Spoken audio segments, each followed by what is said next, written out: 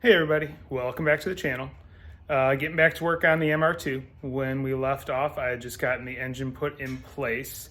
So now it's in there. First thing I need to do is, as I mentioned at the end of the last video, one of the bolts for the passenger side mount was a little too long, so I have to go ahead, get in there, remove it, and replace it with a shorter bolt. So I'm gonna go ahead and get to work on that, and then it'll be time to get the AC hooked up. All right, update time.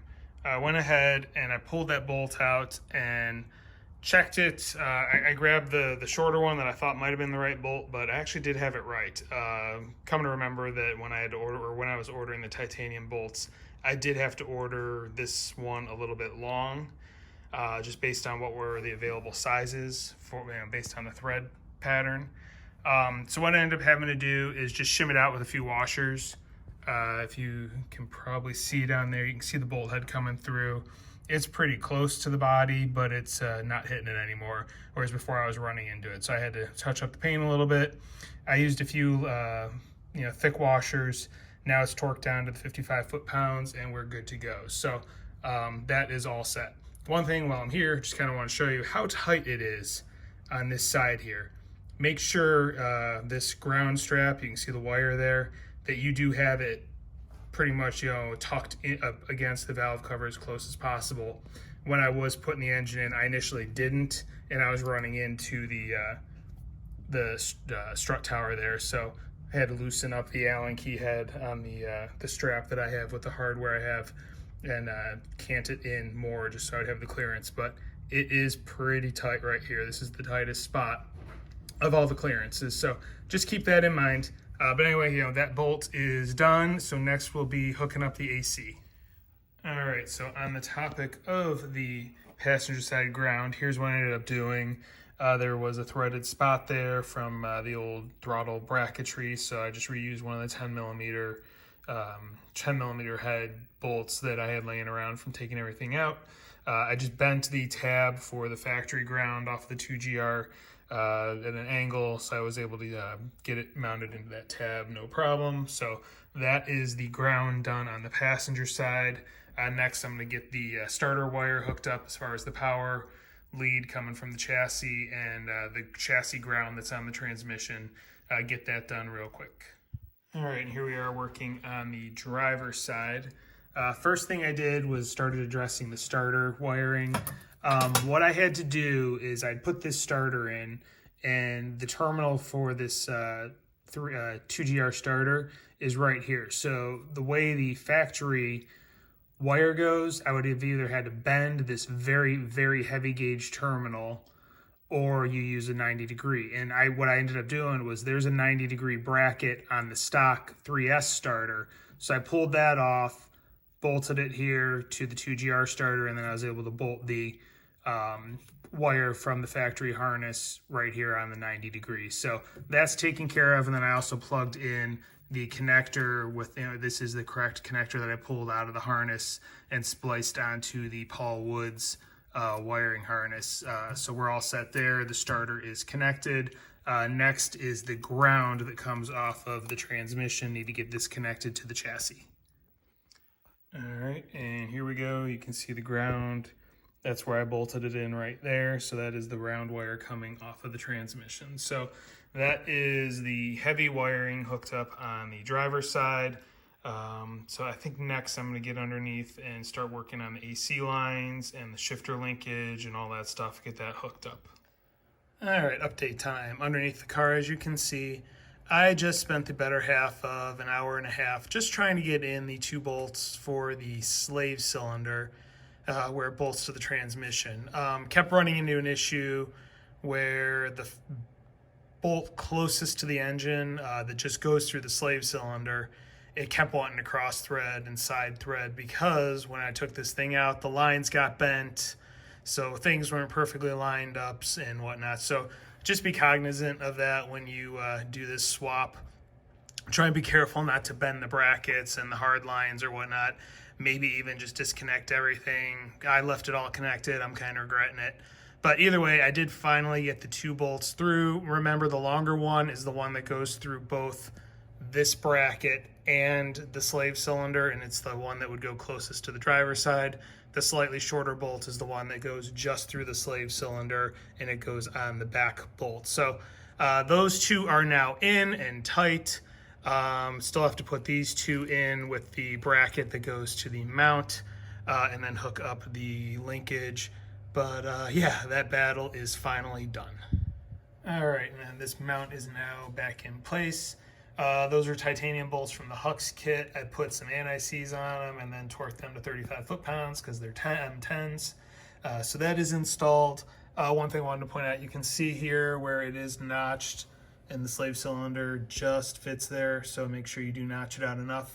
That is the actual 2GR block. That's one of the spots that you have to clean up per Frankenstein. So last thing I'm going to do is hook up that linkage there to the pivot balls, and then I believe I can get the heat shield for the slave cylinder reinstalled as well. So I'm going to do those two things now. All right, and here we go. Linkage is reinstalled, clips are in place, and then I did get the heat shield reinstalled here. Just be cognizant if you have oil cooler engine, the lines are going to be very close to the heat shield. It'll be a little difficult to get it in place, but they do clear and they're not resting on it. There is room there and whatnot. So you should be okay as far as those lines go. So that is the linkage reinstalled and the slave cylinder reinstalled. Next on the list will be hooking up the AC. All right, so I decided before putting in the AC lines, I wanted to get this front mount in. That way I can kind of get this pivoted to where the final resting place will be, so I can make sure my clearances and whatnot are okay with the AC lines. So I got the 4 titanium bolts in the firewall here, the rear firewall, torqued to 35 foot-pounds because they are 10 millimeter bolts. So those are in. I'm just going to run the through bolt through. I'm not going to tighten it or anything, but at least it'll pitch the engine somewhat, and that way it'll be in closer to what the final place will be, and then I can go ahead and start messing with the AC lines. I also want to drain the radiator, make sure everything's blown out as far as the old coolant goes, because I did get pink coolant, which is what the Sienna engine has in it. Previously it had green coolant in the car, so want to do that. I've got the TCS hoses, still waiting to get the constant tension clamps that I did order a few days ago. They're due in the next day or so. So I'm going to go ahead and get that through bolt through, and then I can start messing with the AC lines. All right, so as you can see, I've got the larger line hooked up, tightened down. I did have to do quite a bit of bending and manipulating to the line up here to get it to fit right and not be kinked.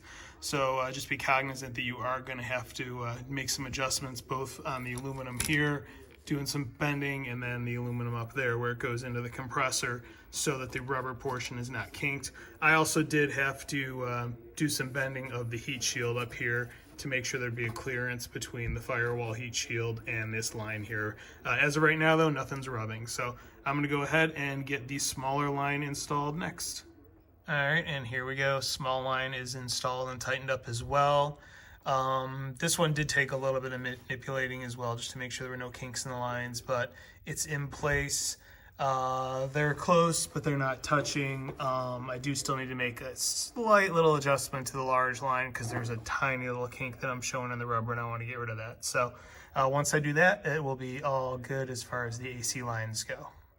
All right, one thing I did forget to mention while I was underneath taking the video of the AC lines, I did add about 2.5 ounces of oil to the lines. I had previously put like 4 1/4 in the compressor. I knew there was some residual in the system from when everything was taken apart, and just going back to basically what came out of it and whatnot, I put in about 2.5 ounces. So it's just shy of 7 ounces went into it.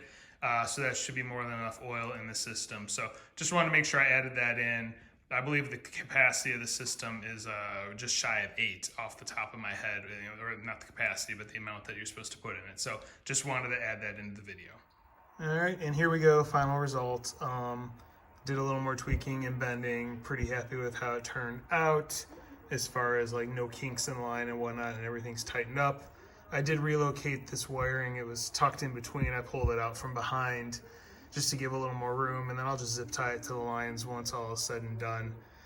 So yeah, AC lines are done. Currently have the radiator draining up front.